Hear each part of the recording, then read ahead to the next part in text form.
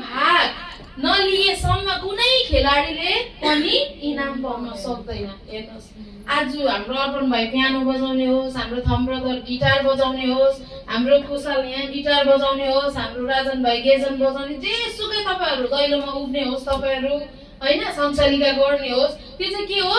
तपाईहरु चाहिँ एउटा प्रतियोगितामा भाग लिएको व्यक्ति हो। अनि त्यो प्रतियोगिता चाहिँ के हो? ख्रीष्टको राज्य। आमेन। ख्रीष्टको राज्यमा चाहिँ तपाईहरुले चाहिँ भाग लिनु भएको छ। तर त्यो भाग लिँदै गर्दाखेरि चाहिँ तपाईले असल लडाई लड्नु पर्यो, तपाईले असल जीवन जिउनु पर्यो।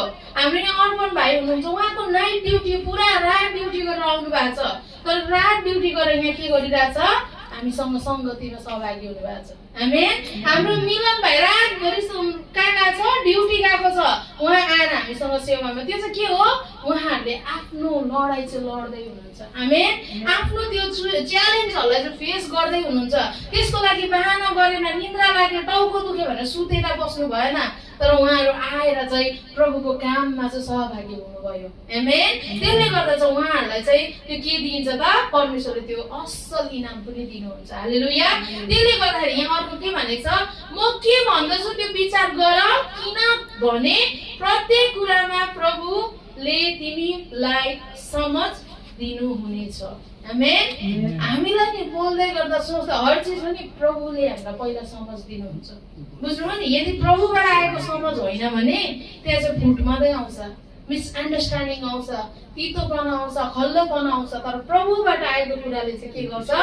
शान्तिलाई उत्पन्न गराउँछ। आमेन। असल कुरालाई उत्पन्न गराउँछ। त्यसले गर्दाखेरि यहाँ के भनिरहेछ अर्को? म अलिकति 9 मा पढ्ने छु है, सट्टैमा तल जाने छु। यहाँ अलिकति मैले उयो गरेको छु।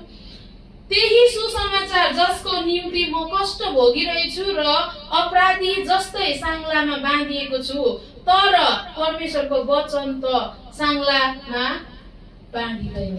आमेन। हेर्नुहोस्, पावल कहाँ रहेछ? सांगलामा।